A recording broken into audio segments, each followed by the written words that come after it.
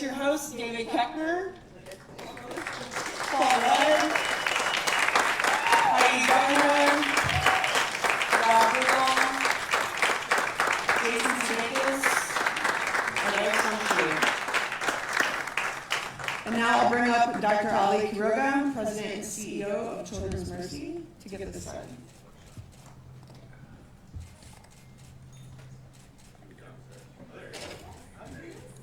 Coming from the outside. Yes. I should have walked up with you, but I feel we needed different entrances. It was about welcome everybody. Thank you for being here.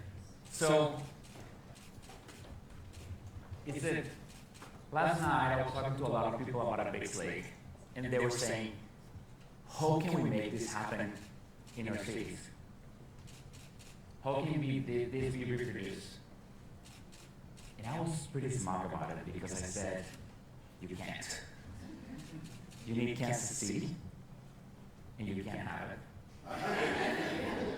You need Children's Mercy, and it belongs to Kansas City. What happens here is extremely special, and you cannot design it. You cannot build a pro forma, have a business plan, bring very important and special people, and allow this to happen. This happens organically in a city like this with tremendous talent and an amazing organization. For the past 16 years, we have raised $25 million.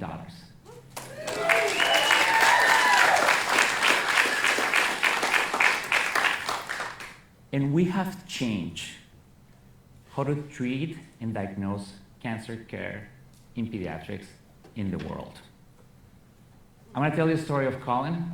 He's a 4-year-old who was diagnosed with a congenital rare type of cancer. And he got a whole high-five genetic sequence here at our hospital. We discovered, and loosely in the we, our team of amazing scientists and physicians and nurses, that he does have a genetic mutation and that we needed to test his family. We find out that his dad is carrying a different genetic mutation that put him at high risk for cancer that led to an intervention, and he needed to get surgery we would have not found if it wasn't because we did this genetic testing. Now his 2 siblings, 1 and 8, are getting tested as well, thanks to these efforts. So who would have thought that a poker tournament would have led to the diagnosis of cancer for Colin's dad and his family? Who would have thought that this organic growth and good intention was going to bring smiles to all the hospital workers here who are caring for the Collins of the world? The energy in our team today, we're beaming. We love you walking around our halls, or nurses, or security guards.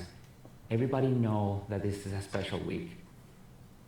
I've heard from your family members that your favorite part of this is walking around the hospital to say hi to the patients. And it should be, because this is all about that. The patients are waiting to see you. This makes their day in a very hard journey that they're going through with our team, with our community, with Kansas City. It is my honor to kick off the Big Lake today. Thank you.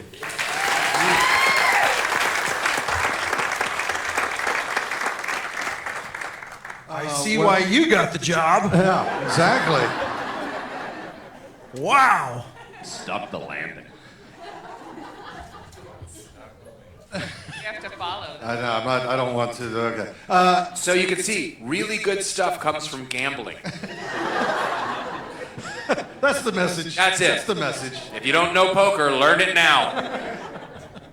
Hi, The kids. everybody, and thank you for joining us for our 16th Big Slick weekend, which is, when you think about 16 years of doing it, it's truly amazing. We look the same. Yeah. Yeah. We all look the We same. all look the same. Not a day of age. So thank you all for coming out to this morning and joining us as we launch into this weekend. I just want to say personally how grateful I am to our families who work on this year round and really put in the time, the man hours. It's really unbelievable. So thank you to our families, and also thank you to Children's Mercy for the unbelievable work they do here. Thanks for joining us. I'm going to pass it off. We have a lot of great celebrities this week, and we'll answer all your questions in a second, but I just wanted to say welcome and thank you. Anybody else want to join in? No. Welcome? Okay. Welcome and thank you. All right. Nailed it. With that in mind, Beth, what do you want to do? Questions? Open it up. Open it up. Here we go. This is where it gets real loosey-goosey. Anything could happen. It's the best part because you never know what's going to happen. You never. Danger. High wire. Hi guys, I'm Lisa with the Kansas City Star. First I wanted to express my condolences to all of you, but especially Jason, for the loss of George. And having said that, I'm wondering whether you have anything special planned in his honor, either at the party or somehow, and would you please share some anecdotes about George that maybe exemplify what a great human being he was, maybe something that we don't already know about him. Well, thank you. I'll speak on behalf of myself, but thank you. Yeah, he's an amazing guy. I mean, I can say, as far as anything that we have planned special, we always do. We always end the Big Slick, the same way for the last 16 years. So, yeah.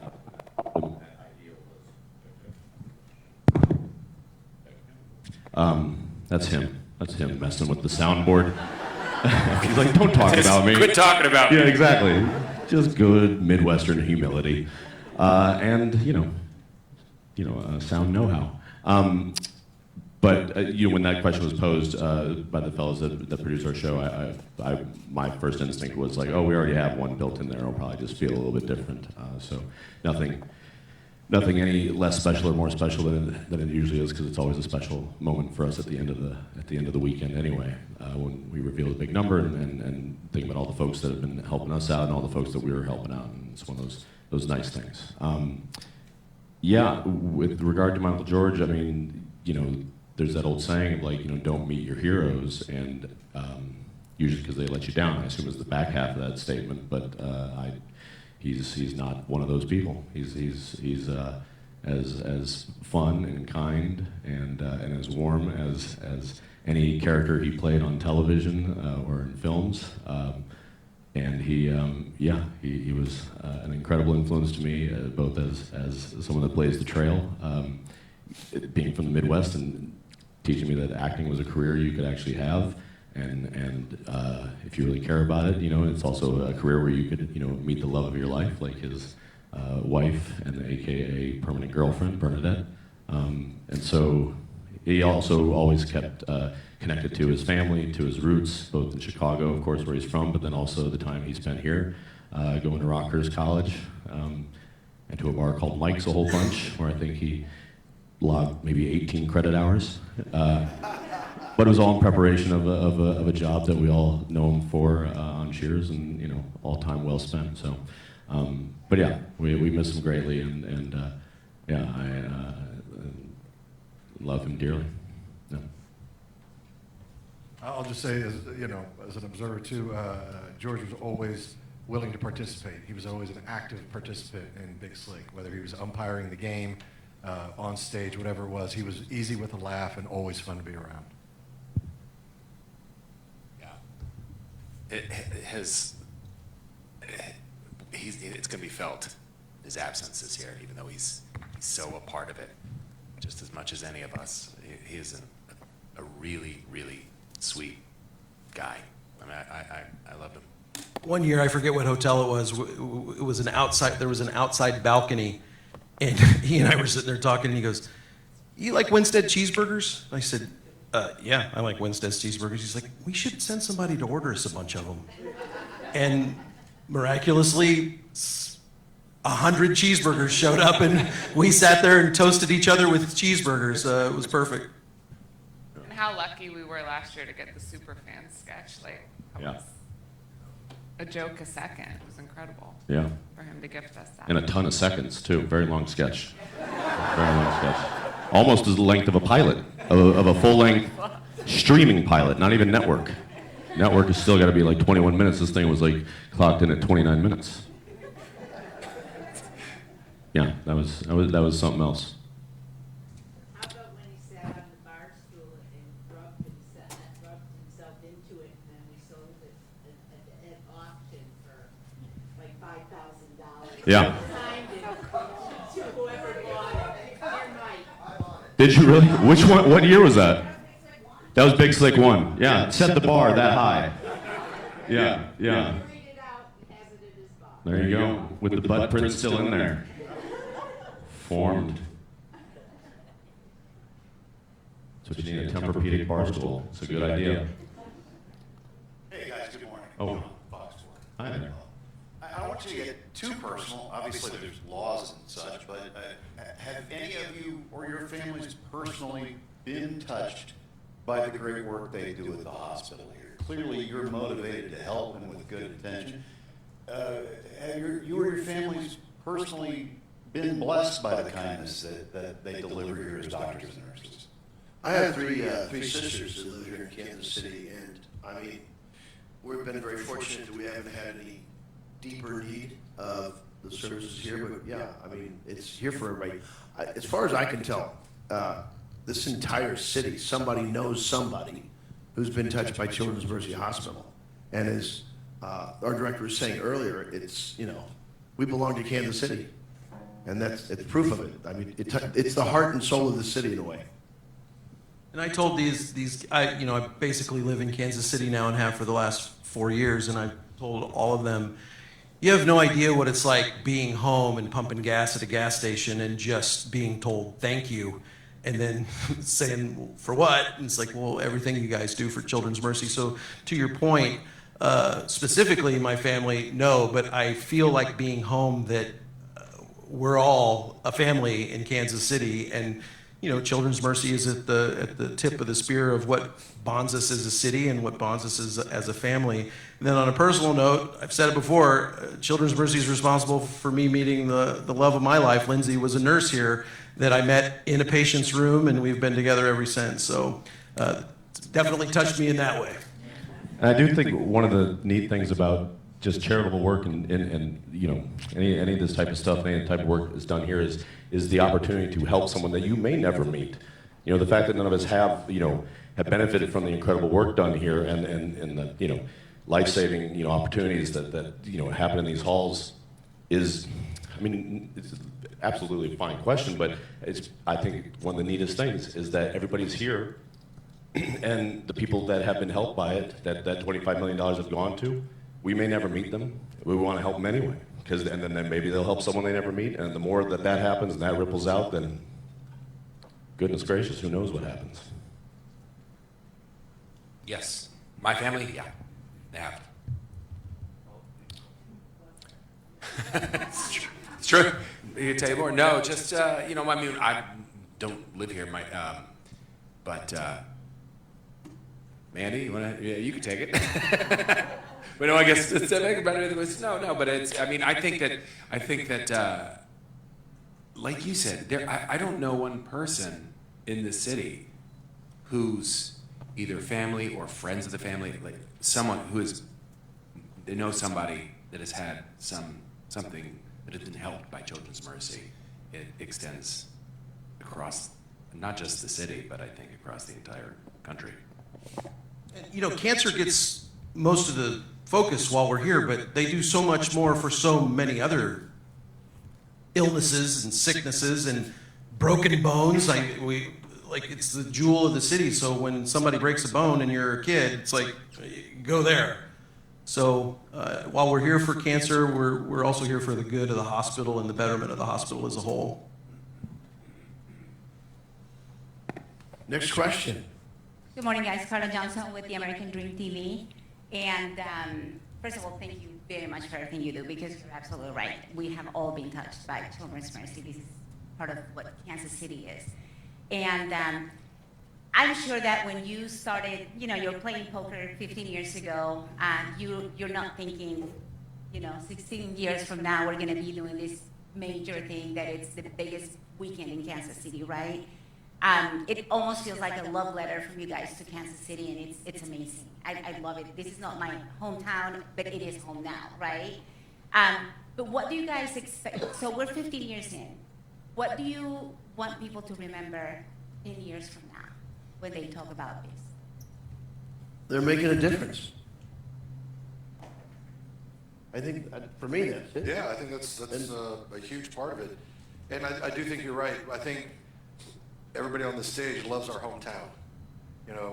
We may be living in other places right now, but this is always home. Always will be. So, and we're very proud of it, I think. And I think I'm probably speaking for everybody, but I don't want to put words in my mouth. But I do believe we are very proud of our hometown, and we love to show it off, and we love to brag about it, and we love to show it to other people.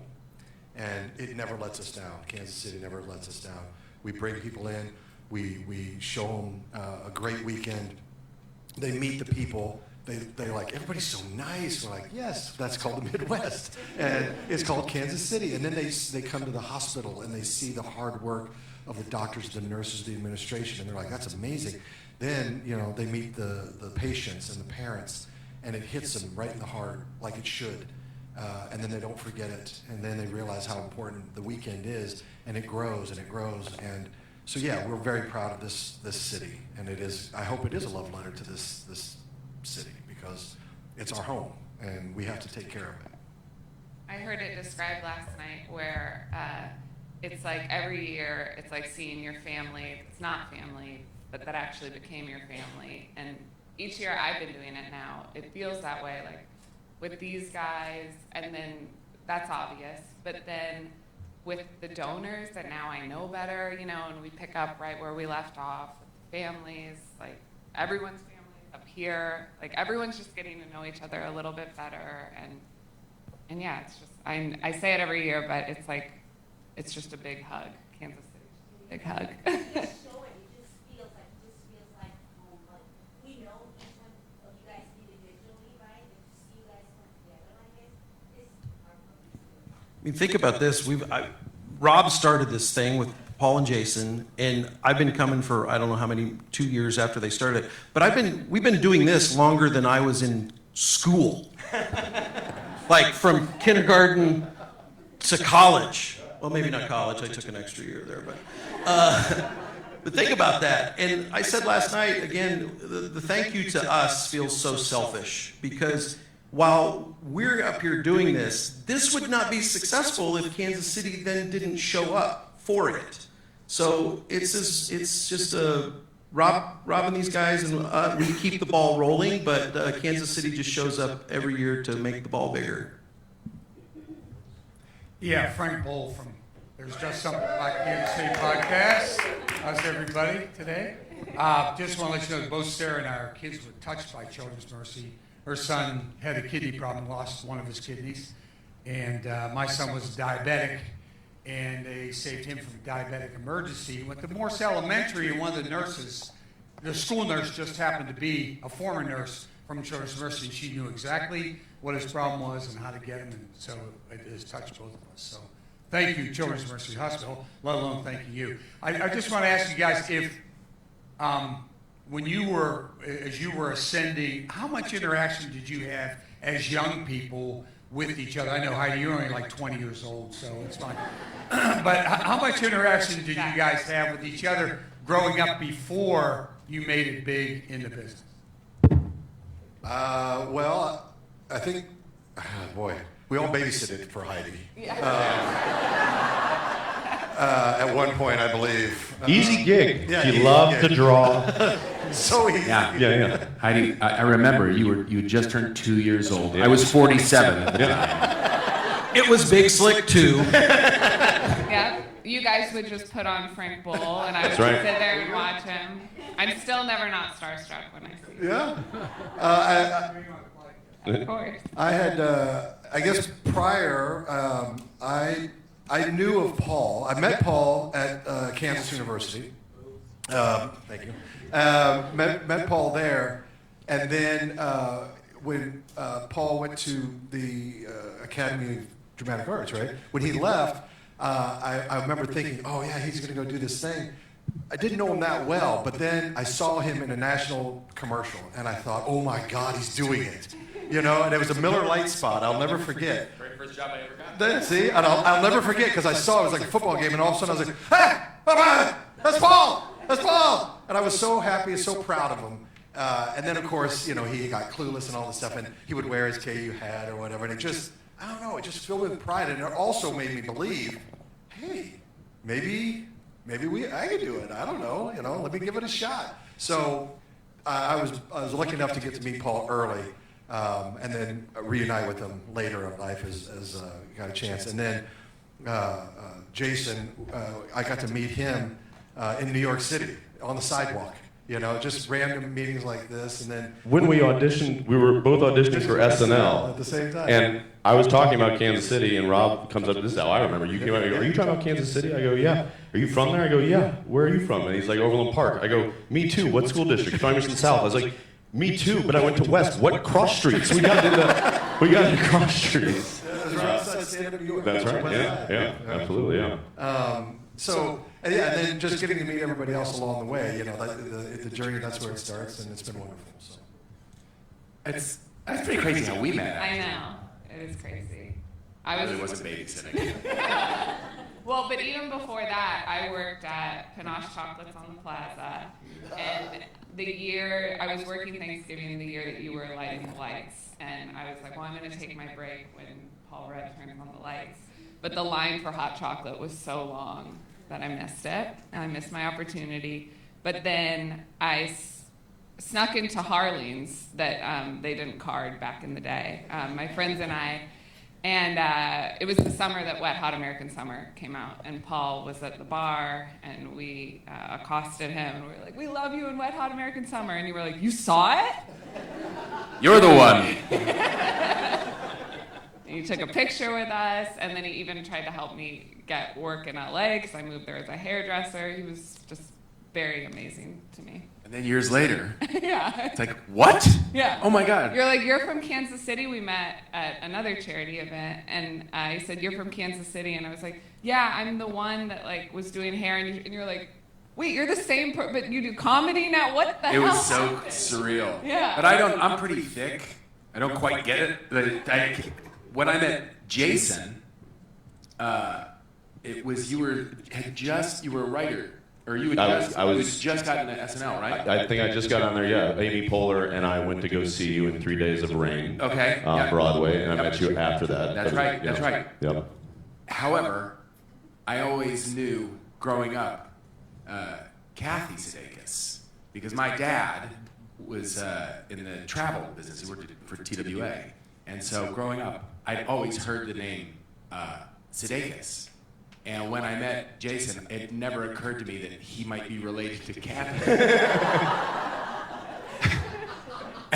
And then it's like, well, that's not really the most common last name. Yeah. But it took me, and I'm like, oh, yeah, okay, so, yeah. I usually get things I'm a little slow on the uptake. My dad came into my office and said, my son, he's an actor, and he's going to be in Clueless. So he was so proud of you. I mean, when each of you had your first moment, we talked about you like crazy, and now we don't mention it. Someone else mentions it first. When I moved to Chicago, Jason and Dave and I are all kind of from the same theater roots, Improv Olympic, and my first improv team's name was Redneck Void. That was the team name, and that was a jumbled up version of Dave Keckner. So they named that group of teams all for their famous alumni, and I was on the Dave Keckner team. And then in a crazy small world, you know, I knew who he was, and it was like, awesome, that's the pathway to success right there. My first TV job ever was on Dharma and Greg, and you were on that episode. Is that right? Yeah. You were the same episode? Yeah. I never knew the Improv Olympic story. Thanks for... I've been holding it from you. Yeah, that's good. Well, this is the right time. But it's pretty amazing that there's this much talent from Kansas City. People are blown away. I mean, it seems natural with how all of us have had the same path, really, from improvisation away. And this whole concern has been improvised from the beginning. Like, I don't know, just poker. Let's try that. And then, you know. What do we call it? Big Slick. What is Big Slick? I didn't play poker, so I didn't know, but I was taught. Yeah.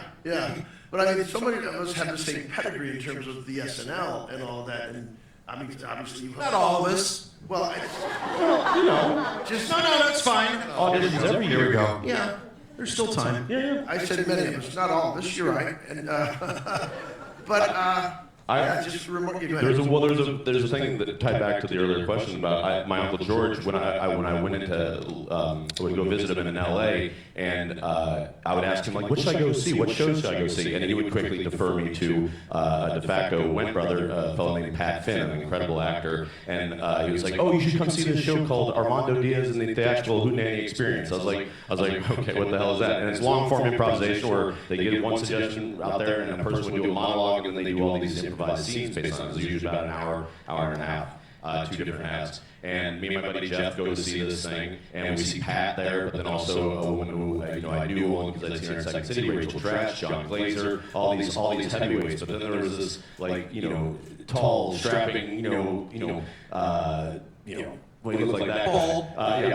It was Keckner. And Keckner played one character the entire time, and me and my friend Jeff were just like, what the hell is he doing? How is that done? What is going on here? We were just so flabbergasted, and he was destroying everybody in the audience, but then also everybody on side, everybody on stage was just every time Dave would walk on stage, they were just like leaned in and just let him do his thing. And afterwards, I remember asking Pat, I go, who the hell is that? Like what? Like because I wasn't watching SNL at that time, and he was on SNL at that time, and he goes, oh, that's Dave Keckner. He's from the Midwest. He's from Tipton, Missouri, which is just outside Kansas City. I was like, wait, a guy from my area?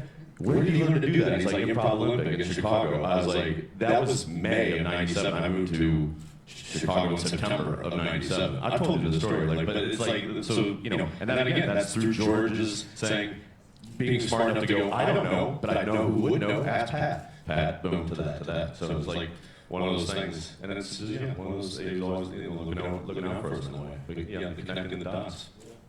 And to go to your question, and what Frank was saying, I don't know anybody in town who hasn't been affected or hasn't benefited from Children's Mercy. Meaning, even if I don't have a personal story of family here, I have tons of friends from high school and college that they've been here. And whenever I meet people and say we're coming back from Big Slick, they go, oh, I had to go there for 3 months for this, or I had to go there for this, or so, it is connected. And along some of these same frivolities, I guess the last 16 shows now put together and produced. What goes into it? How tough is it to come up with new and fresh stuff every year? I guess what I'm whispering is give us a taste of what we'll see tomorrow. Nice try. He's crafty. Yeah, very crafty. No, it's very difficult. It's not easy to create these things. And a lot of times we're winging it, but we also have wonderful friends in show business that offer their time and their talents. And we just almost have to kind of pick and choose, like, what can we fit into the show? And so we do try to go out and find new faces and things, but it's, at the end of the day, it is a fundraiser. We are trying to, it's an auction. So we try to entertain and raise money at the same time. And I think each year we try to find a balance of what that looks like. I say this every year, but it's worth saying every year so everyone hears it. Everyone's always like, man, I wish you would get so-and-so, or I wish you could get so-and-so to come. And my response is always, focus on the people that take time out of their schedule to come here. Because everyone we invite has a commonality, and that's they're good people, right? They come because they want to help.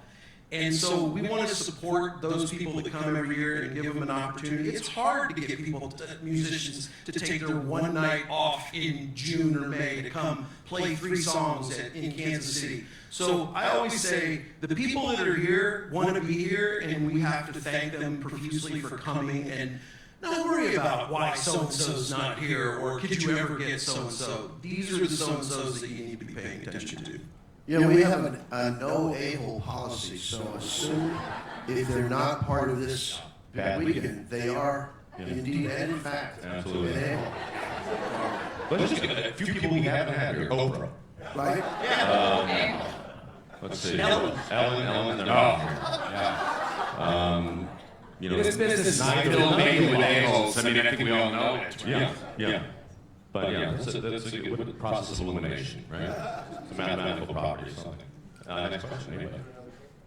Hi everyone, my name is Jacob Elliott, the Take with Jacob Elliott podcast. First of all, thank you guys so much for being incredible ambassadors for this area. We really appreciate all of you, and thank you so much. We're honored to call you guys fellow Kansas Cities. All right, now my question. What are you guys looking forward to the most this weekend? Raising a lot of money for Children's Mercy Hospital. Try to beat 3.9. Yeah. In fact, that's probably what we'll be thinking about 10 years from now. It's like, remember when we only raised 3.9? That's what I'd be thinking I hope about. that's the case. Right? Wouldn't it be nice? Yeah.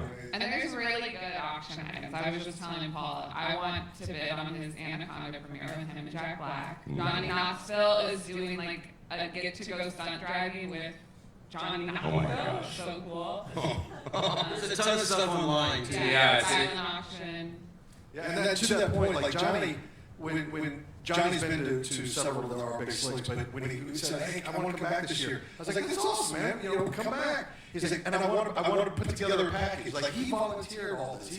He wants to contribute because he's been here and he's seen it. So these packages are unbelievable experiential packages that you're not going to find anywhere else. These are very, very cool things. So by all means, bid often. Yeah, there's going to be some, things that are specifically auctioned off at the show. However, you can also go to bigslickkc.org. There's a silent auction. There's a lot of stuff and some really cool stuff that if you are not at the show, you can log on to the website and see and bid and donate. There's still tickets available for the show tomorrow. We opened up some more seats, so you can still get tickets. So yeah, exactly what you said. We look forward to raising money and also hanging with some of the families and the kids that are here. It's always kind of the best part of the weekend for us. My name is Teresa from KMC 9 News. So to you yesterday, thank you all for being here. It's just such an honor to meet all you all. I was wondering, I don't know if you have athletic backgrounds or not, but how do you... Yeah. Sure. How do you train for the game, or do you... I think we could put game in quotes. And train. Yeah. You put train in quotes too. I think Jason's probably our biggest athlete. He played college basketball, so he's an athlete. Community. And it's college basketball, my friend. At Fort Scott, Kansas. You got to remember this particular softball game. Like Shared Paul with a rodeo. But anyway, go ahead. Actually, that is true. It is. That's 100% true. But Paul nailed it. Put that game in air quotes because you got 25 on 25. There's nowhere to hit it. That there isn't someone standing. But here's the thing. Wherever you hit it, it's probably going to land. Yeah. Right. 25 people in the outfield, you'll still get a blue single. Exactly. We wear gloves for, show. Yeah, for show. Well, the first year I got the wrong-handed glove. I didn't know what I was doing, and so I tried to. I don't know who hit the ball. It wasn't Mahomes, but it was like the size of Mahomes. So I tried to catch it with my bare hand. Yeah. And I took that with me the whole week. Yeah. That's good. It wasn't good. This is speak to our, sorry, this is speak to our athleticism. If you could have seen 20 minutes ago. Oh, yeah. Our friends adjusting our backs. Yeah. Because all of them, it hurts here. Yeah. It hurts here. And the rest of them here. And so, yeah, we're all physical trainers as well. That's right. All right, that was the last question. We'll let our host head back downstairs. We're going to flip everything over and bring up all their celebrity friends to play Friendly Feud. Play the feud. You're all welcome to stay and watch it and get more content. And that kicks off Big Slick Weekend. Thank you guys. Thank you. Thanks for being here.